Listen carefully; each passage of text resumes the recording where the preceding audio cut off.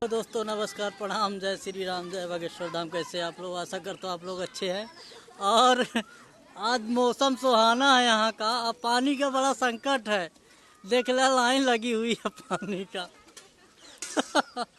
तो देख ला पूजा हरण का। अब ये देख ला पानी का बहुत भीड़ लगी है और ये बैठे हुए। हाँ मोबाइल में पानी का हाँ, गिरेगा 2-3 दिन के बाद पानी गिरेगा, भरपूर पानी गिरेगा, खदानें भर जाएंगी यहाँ पे। देख ला भाई, हमारे गांव में गाड़र है। अबे गाड़र चढ़ के आई। बैक कैमरा देख ला। पानी का बहुत संकट है यहाँ पे, बहुत ज़्यादा। देख ला, तो कह दे बकरी बिक जाई है। कह दे बकरी बिक जाई है। कह दे बकरी बिक जाई है।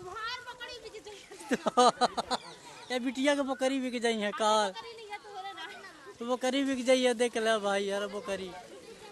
ये पानी देखा, ये डब्बा ना उठा पाएगी, देखना है। ये देखना, ये डब्बा नहीं उठ पा रहा। बहुत गर्मी रही भाई, मौसम सुहाना है। देख लिया, ये देखा, ये देखा, ये देखा, ये देखा, ये अल्लाह का डब्बा। सामने रेल का इंजन खड़ा है, पीछे बोंगी।